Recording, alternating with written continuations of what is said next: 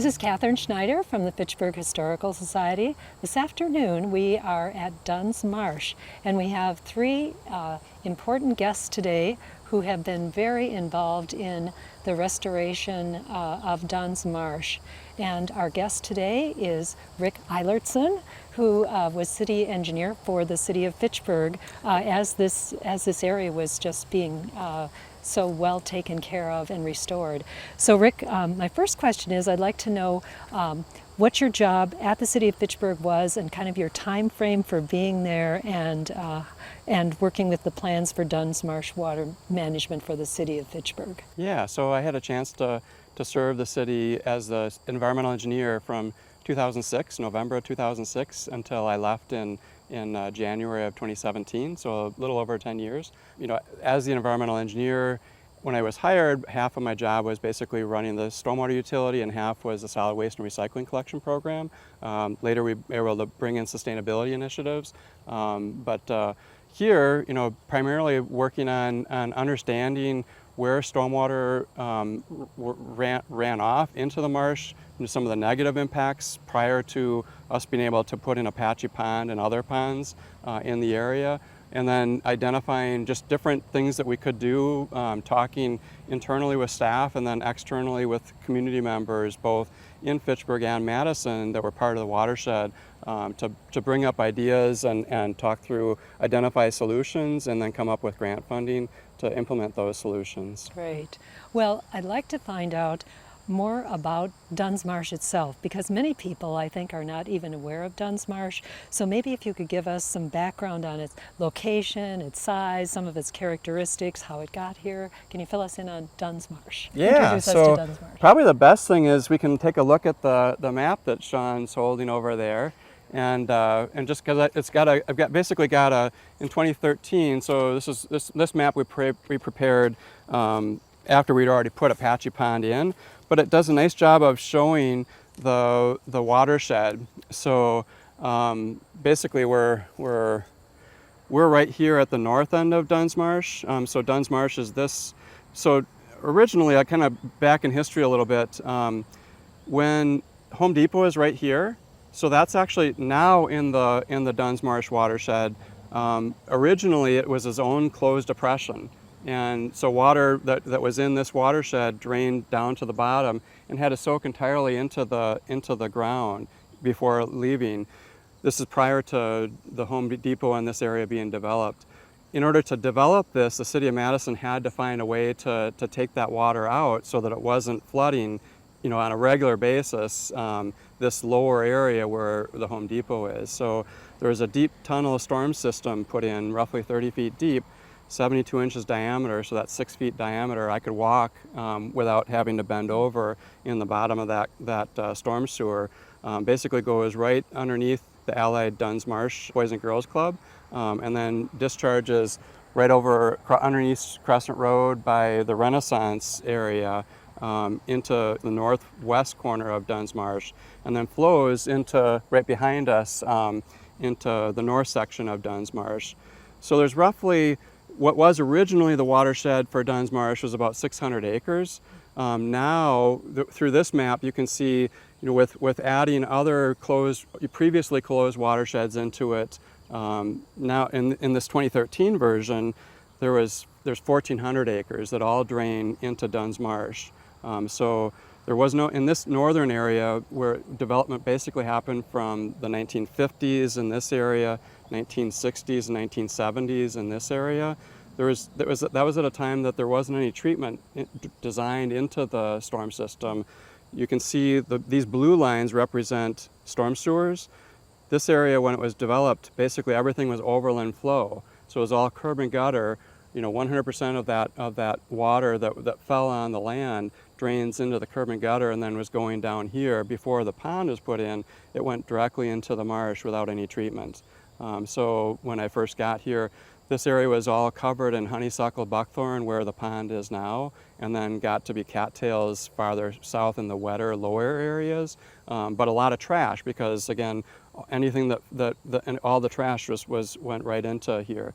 Now at least the trash is caught by the pond and then city staff and actually residents that walk this area will pick trash up, either on the Earth Day cleanups or just when they're out walking around. So that trash and also the contaminants that previously were getting directly into the marsh aren't going there because of this pond being here.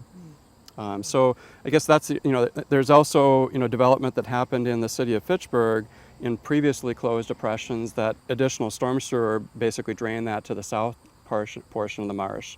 And then since this map was put in, there's been additional development down by Sub-Zero in this area that's continued to add more water. At least in this area, there's a lot more stormwater facilities that provide both infiltration and detention that help to manage that to pre-existing, basically pre-settlement conditions, which really helps a lot. It's a lot less negative than it was with early development. Mm-hmm. So a lot has been learned in the years since development started here. Right, right. So you've researched the developmental history, of course, of this area around Dunn's Marsh. And so the concerns then were with the runoff of the water. And I just would like to mention also the Arboretum, of course, is very close here too. Right, right. So that's another environmental area to be aware of. Exactly. Yeah, so Catherine, you mentioned the Arboretum. So this is the Green Prairie portion of the Arboretum.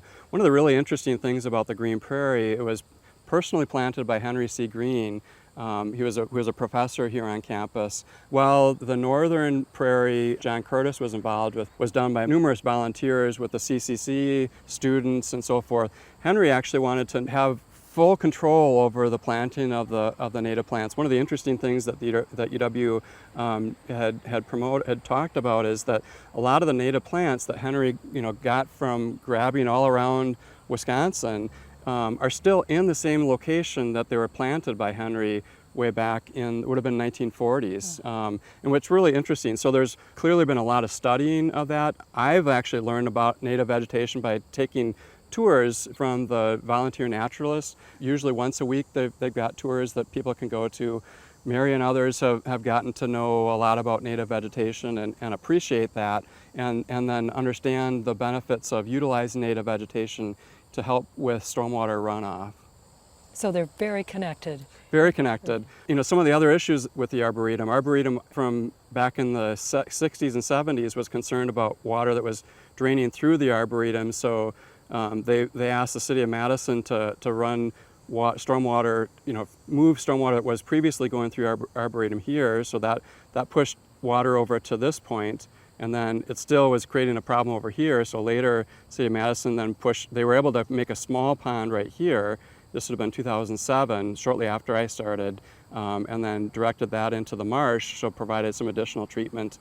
And then later decided that they really wanted to reduce this, as well. So we oftentimes will just say, hey, we don't want water to go here, so we design a way to push it somewhere else. And so one of the things that I think this project really does a nice job of explaining is treating it in place rather than pushing the problem onto a different location. So treating it on site, where it's here. Yeah. Great.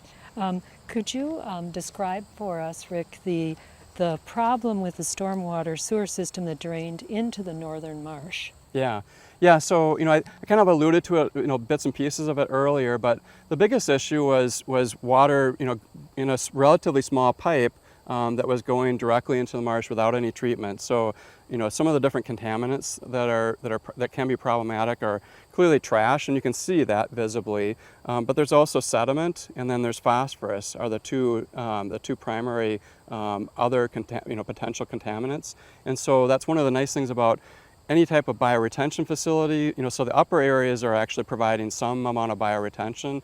The wet pond is providing sediment control, where water basically has to flow through, the stormwater has to flow through the water column, and that is allowed to settle that sediment out. And then, if and when the pond needs to be dredged, the city is able to take equipment in either hydraulically or mechanically, and then remove that sediment to allow for future sediment to accumulate, and then basically provide that treatment downstream. So it's improving the water quality, but also improving the water quantity, or, basically having a place for that water to stay shortly, basically detain it on site, so there's not this huge influx, basically huge peak flow that's going, directly into the marsh. So that really helps to preserve the marsh as well. And hence the name detention pond. Right, It's very exactly. well named, Yep, isn't it? You're right. Well, what proposals to alleviate the stormwater problem then were brought forth, and there were also hurdles to overcome, I know, in the proposals that were made. And could you describe that situation? Yeah, so in 1994, the City of Madison and City of Fitchburg worked together on basically identifying potential solutions to that. And so these actually weren't thought of as potential solutions at that time, but there was a potential to put a large detention basin where the Renaissance development is. Ultimately, the City of Madison didn't have funding that they were able to provide for that, and neither did the City of Fitchburg. So we were able to make a small detention area, and then because of failures to that detention pond, have made improvements to basically stabilize the outflow, replace the berm numerous times when it's failed, and then added in some low bioretention areas to help at least take some of that water and then infiltrate it into the ground. And I guess we should also mention the cooperation between the City of Fitchburg and the City of Madison, right, because Dunn's Marsh is owned by the City of Madison, isn't it? Correct, yeah. So Dunn's Marsh was actually purchased by the City of Madison, I believe in 1971, for about, I think it was about $27,000. So about $500 an acre, because it's roughly 50, 60 acres of that parcel. It's in the City of Fitchburg limits, but owned by the City of Madison. It's kind of interesting going back into the archives through UW-Madison. At different times, the Arboretum/UW-Madison were interested in acquiring the marsh for preservation. Ultimately, the City of Madison ended up buying it, and then there's been some collaboration, some apprehension on different parts, but it's obviously owned by who it's owned by now, and while I was at Fitchburg, I had a chance to work with Russ Hefty and others at the City of Madison on just trying to identify different things that they could or should do with the property that they owned as well. Okay, great. And so eventually what we have today is here, right, and all the work and cooperation among the city government officials, the neighborhood, and people who are interested in the environment and the pond all came together to make it this beautiful, beautiful area that we have now. Right, right. Yeah, so I'll talk a little bit about the concept of the Apache Pond, and the naming of it and so forth. So probably around 2009, I was looking at different things that could be done, throughout the city-owned areas. What was interesting about Apache Pond is that it was owned by, even though the Dunn's Marsh Neighborhood Association, City of Madison, Town of Fitchburg at the time, all worked together to purchase this. These were two developable lots, so lots 19 and 20, I think, Mary. That was planned to have a development much like the condos just down the street, and those got put in.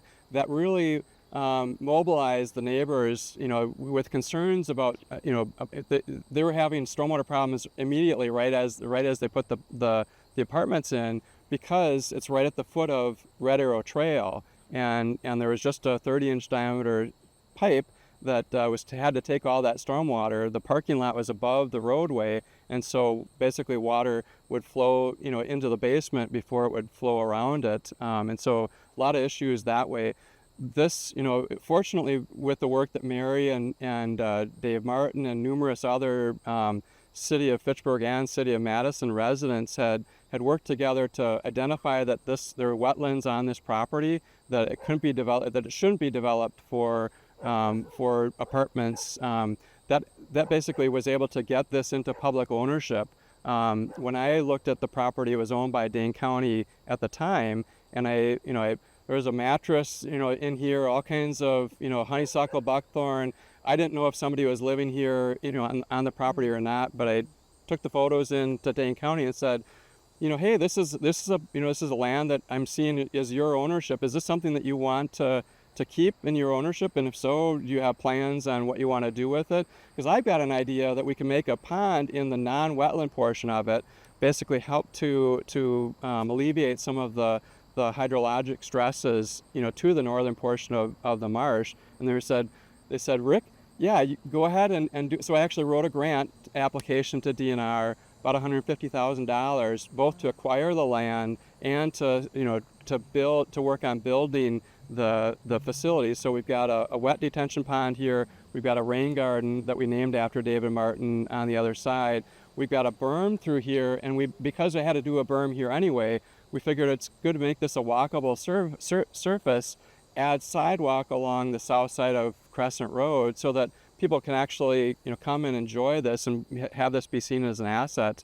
So we were able to get $150,000 in DNR funding for construction of the pond. We also got $25,000 in funding from DNR that covered the public information signage. So we've got 3 signs here that help the residents, anybody that's using the facility, to understand what we did, why we did it. And then we also got funding from Dane County through the Urban Stormwater Quality Grant that Dane County has, so that 100% of the funding for this installation was paid for by DNR and Dane County funding.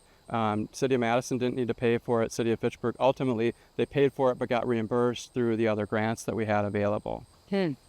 Wonderful that you were able to do all that, find those sources of income for having the project go forward. Right. And see what we have here today. Yeah. Thank you, Ruth. Yeah, you bet.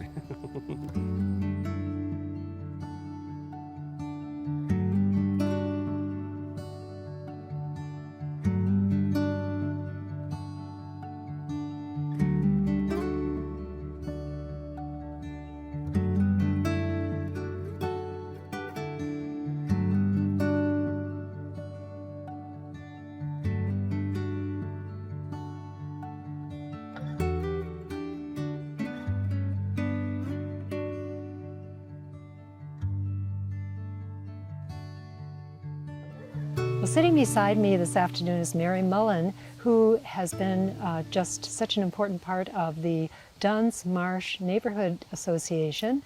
And Mary, I'd like you to maybe explain your interest in Dunn's Marsh and what role you've played in the Dunn's Marsh Neighborhood Association. Well, I have to really go back to my childhood when I talk about being interested in Dunn's Marsh, because I grew up in southwestern Wisconsin, beautiful place, the driftless area of Wisconsin, hills, rivers, everything.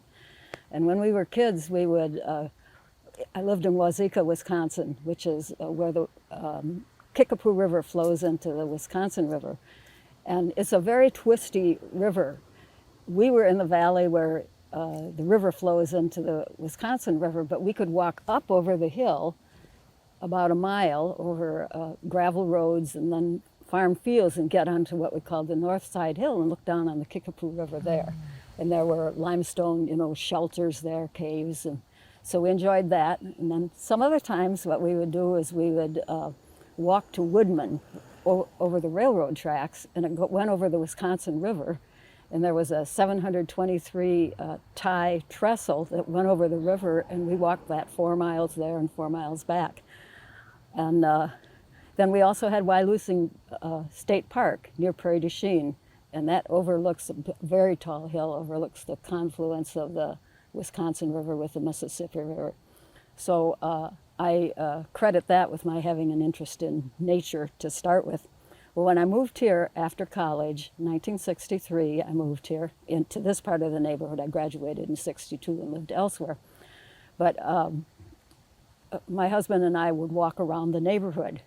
Well, this was not developed in any way. We lived on Windflower Way, and just one door from us was the electric research farm.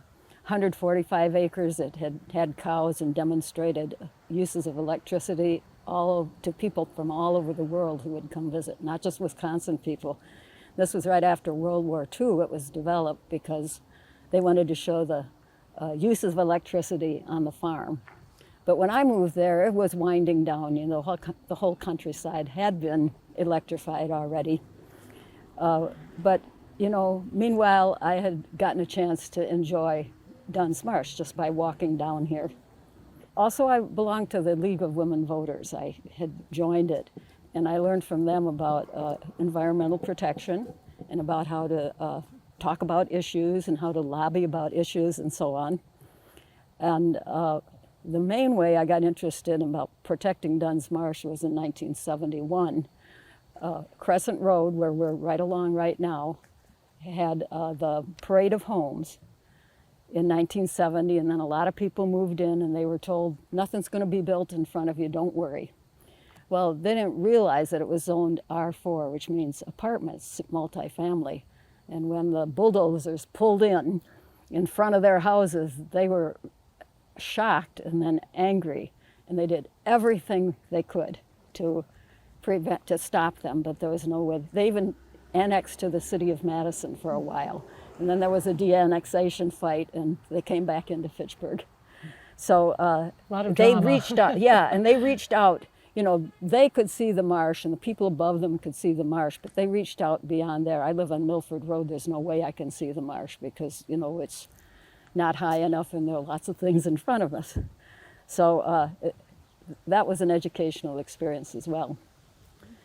Okay, so this fight over the apartments was in 1971. In 1972, there were two people running for local office, Roy Waldron running to be our alder in the city of Madison, and Dick Ganold, who was running for county board to represent this area. And they suggested, you should form a homeowners association and support us. Well, I've been in the League of Women and Voters, and I know you don't hitch your star to a political person. What you do is you think about the issues. But we thought it was a good idea to have a neighborhood association, but we thought it was not right to just consider homeowners important. Everybody's important, that's what we thought. So any resident of the neighborhood, renter, whatever, could join. So 4 of us got together, 4 of us women, and we set the borders, which was Seminole Highway, the Beltline, Verona Road, and the Marsh. And we suggested a name. We were going to call ourselves Dunn's Marsh South Beltline Neighborhood Association. But we soon dropped the South Beltline because that was just too long. And we decided to be independent of politicians so we could lobby them to do what we needed to do. And then another thing we decided to do was to publish a neighborhood newsletter on a monthly basis. It was a paper newsletter, and we delivered it to all 1,300 homes and apartments in the neighborhood. And one of the things that was important from our day one of organizing, we had started the association on Valentine's Day in 1973, was to talk about the marsh. Because of course in our minds was this struggle to buy, to get those apartments stopped. And this area that we're here right now, which is lots 19 and 20, was also zoned for apartments. It was like a 7-year struggle. Finally purchased in 1979, and it was purchased with 50% federal funds, federal and state funds, and then the other 50% came from the city of Madison, the town of Fitchburg then, the county, and then we had raised some money here, about $2,700. So that all went into buying these lots, which were marshland basically, for about $75,000. Oh. Okay, so this is getting long. I'll say then we also struggled to get Marlboro Park because we'd only had rented parts in the neighborhood. And it took us a number of years, but we got about a 20-acre park up there. And so I was a president of the association for the first 2 years, and then of the first 16 years of the association, I was on the council, including that first 2 years I was the president.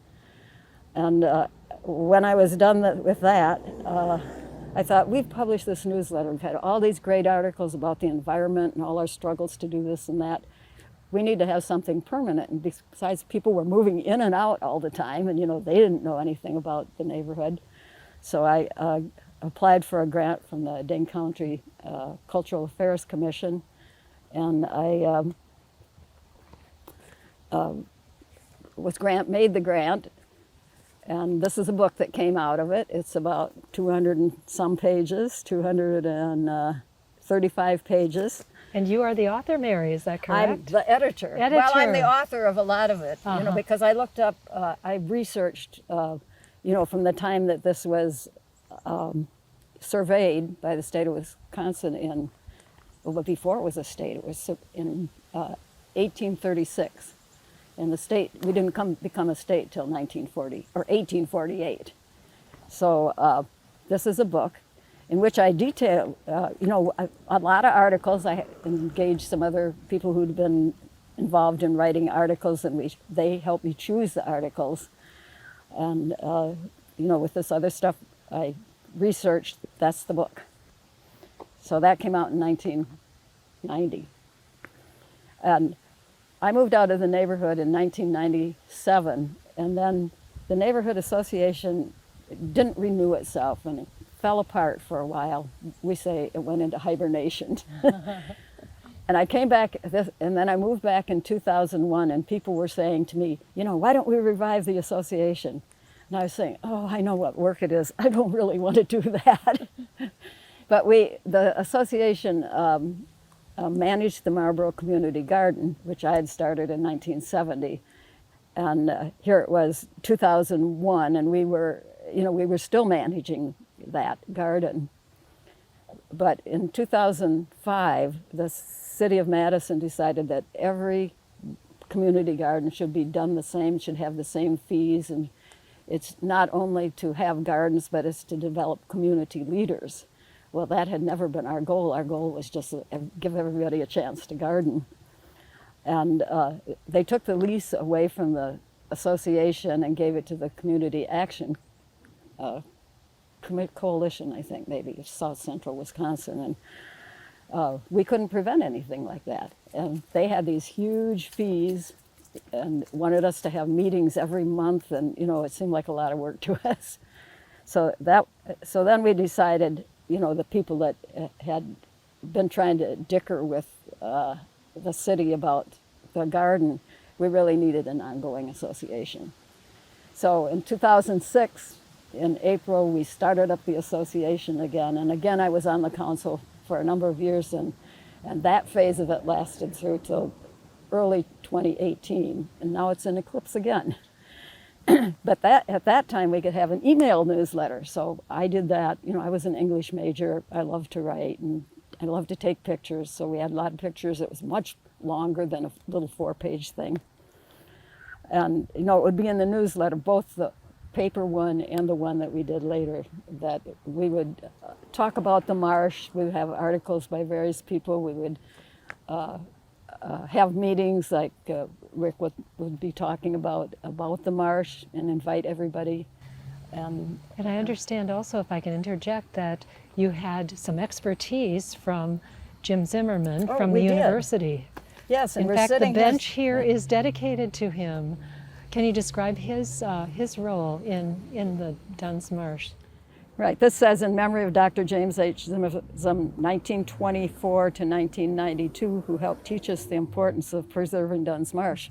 Well, he did that soon after we first organized the association in 1973. I'm sure it was in 1973 that he came to our council meeting, and he talked about the marsh and how it was important, what marshes do. You know, they filter out pollutants, and they keep flooding from happening, and they, you know, of course, provide wildlife habitat. And his idea was that this runoff from all this new development that was going to be happening, already was happening, should not even go into the marsh at all. It should be piped away from it or past it. Well, that never happened, but, you know, what we've had now, you know, is the ponds that slow things down and collect the sediment, and then we can pick up the trash, you know, before it gets into the marsh. But he gave us a good education on the council. And we also had people who had been involved in that controversy. You know, we had David Martin, who's mentioned over there. We had Ron Johnson. We had a young man called Ron Christie, who was going to the university about landscape architecture, and then we had, you know, many other people who would go to many meetings, many meetings, you know, And we just researched things, things completely. We talked to all our representatives. We went to their committee meetings. We went to the town board meetings. We went to the city council meetings, and that's what we did. Very active, and it took a lot of hours and energy put into it, Mary. So you were doing a great deal of advocacy for restoring and preserving the marsh through these years. I have a question I really think is important in terms of advocacy, and that is, what motivates you to be such a passionate advocate for Dunn's Marsh? Well, as I told you, I had this good experience as a young child and through my high school years in Wazeeka of appreciating nature. So appreciating nature is the first thing. And it's being able to go through it and enjoy it and see nature, not see just concrete and houses and things like that. So that's the first thing. And then, seeing a place like those apartments built myself, seeing that part of the marsh disappearing is another thing. And then, having walked over this, and you used to be able to, from my house on Milford Road, you'd walk down over here and there'd be a big hill and you'd look down on the marsh and it was a sleigh riding hill. Well, then they built Crescent Road and you couldn't sleigh ride there anymore because you'd run right into the road and there was a curve there and you couldn't tell whether anybody was coming. So seeing things disappear, appreciating things and then seeing things disappear and then learning how to advocate. I think those are the things that give me the passion. But I think, people in general need this. They need it for their mental health, for their physical health, and, just to enjoy visually as well. So I guess that's it. Thank you, Mary. It's beautifully said.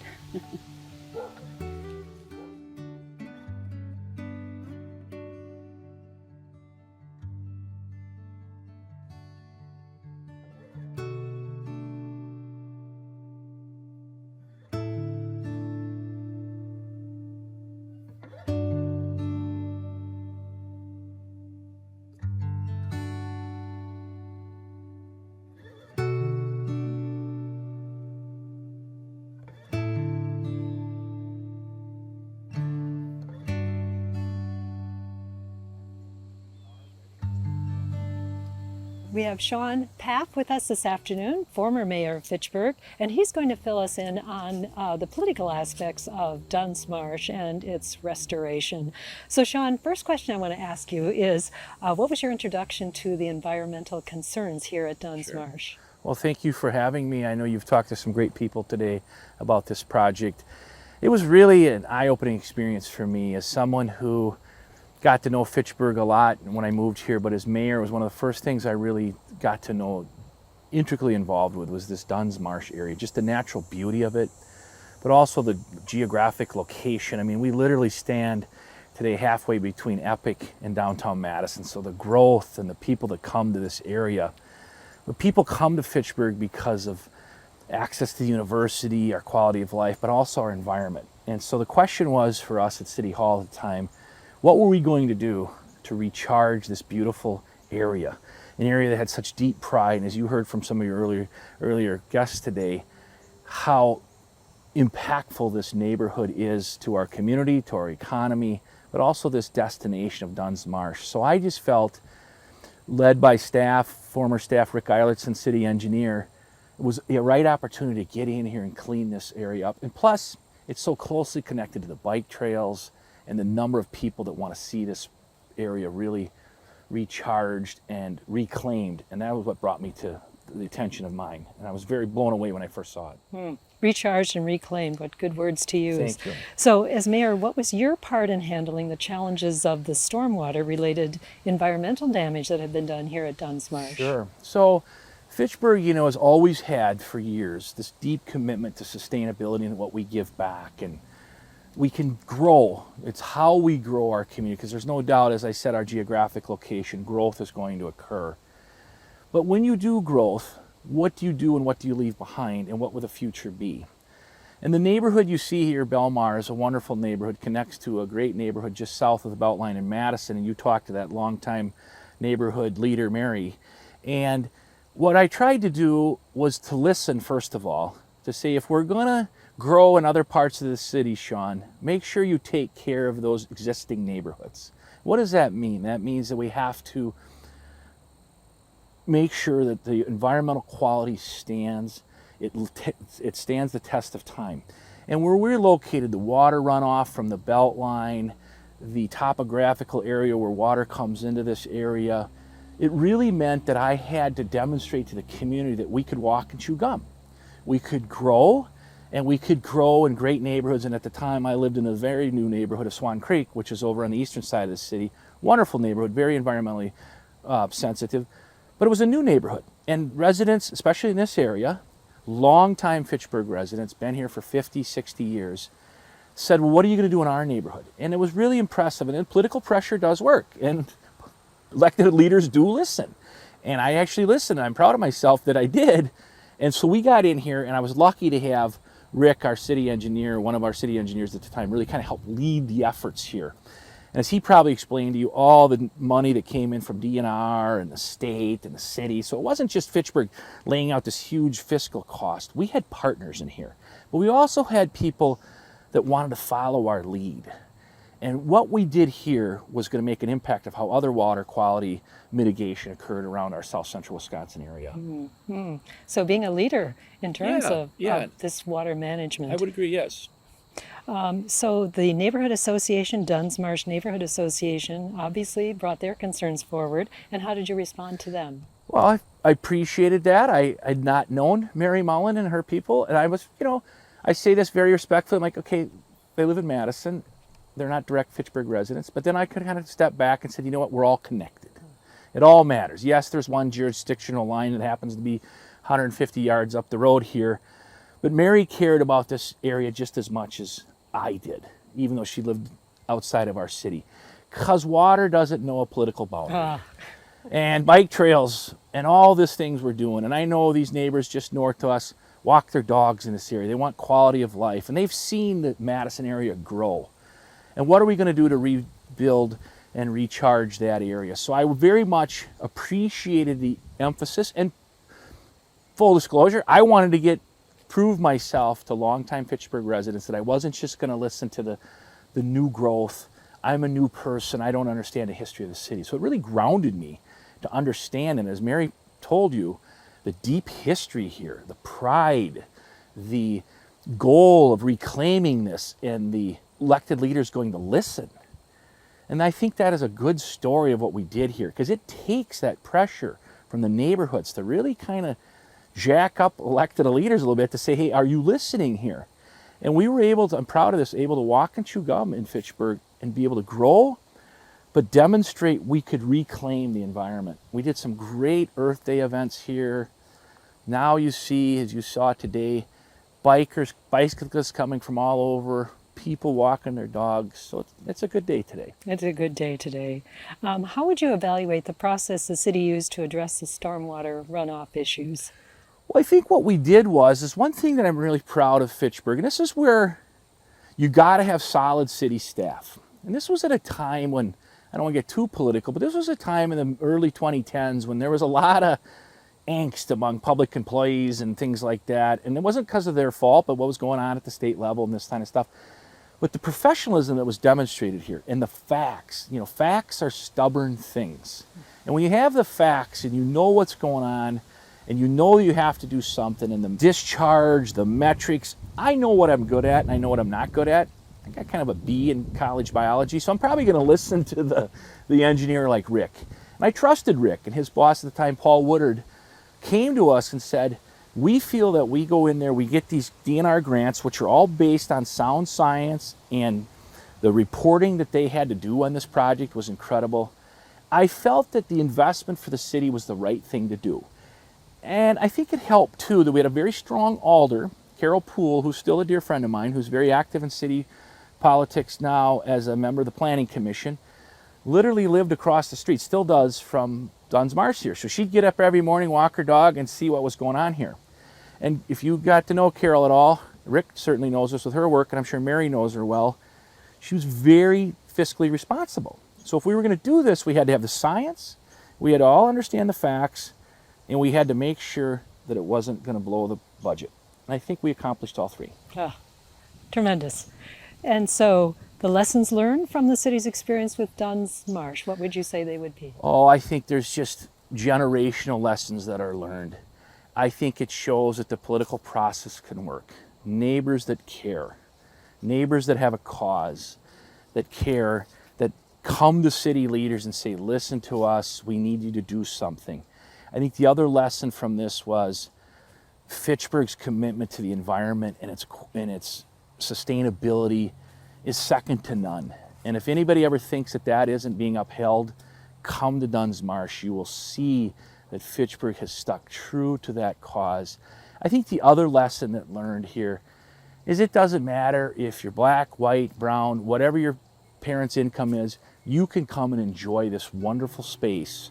And it's a space where no matter your station in life, you can enjoy this beautiful scenery that you saw today and that my friends Mary and Rick told you a lot about, and really be part of our future of reclaiming and being prideful of a land that we live on. So I'm honored that you chose this topic, and thank you again for letting me be part of this. Thank you, Sean, for telling us the political aspects. Sure. And we also appreciate Mary for being able to tell us about how the neighborhood has been involved, and Rick with the engineering expertise that he has.